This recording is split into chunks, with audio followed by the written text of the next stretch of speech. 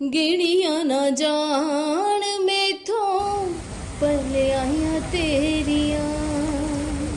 हो गिणिया ना जान मैथों भलाइयां तेरियां कि तेनू दसा मैं वड्याइयां तेरियां आप पीछे रह गए कि तेनू दसा वड्याइयां तेरियां गिणिया ना जान मैथों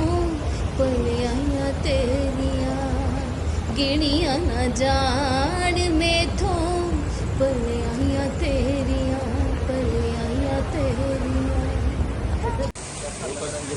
जेड़ा रोगी तेरे कोल आया रोगी ना रहा जेड़ा रोगी तेरे कोल आया रोगी ना रहा जेड़ा सोगी तेरे कोल आया सोगी ना रहा जेड़ा सोगी तेरे कोल आया सोगी ना रहा जेड़ा रोगी तेरे कोल आया रोगी ना रहा जेड़ा सोगी तेरे कोल आया सोगी ना रहा जेड़ा सोगी तेरे कोल आया सोगी ना रहा तायूं लोकी दे 145 को देखते हैं तो वहाँ पर लिखा है चंद तारे चमकीले तारे सूरज चांद सितारे जीवन जंगल के करते हैं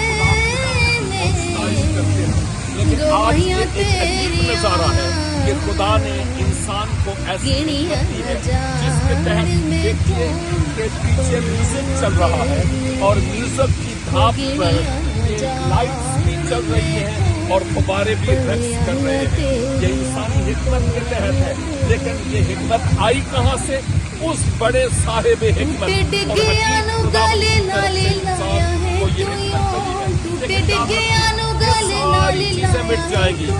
हमेशा रहने वाला नाम एक ही है वो क्या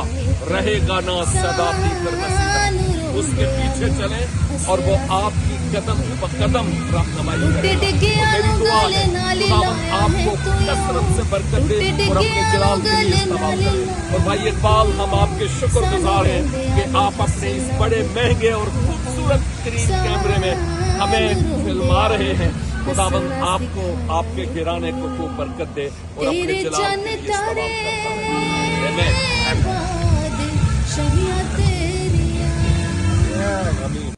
तेरे चन तारे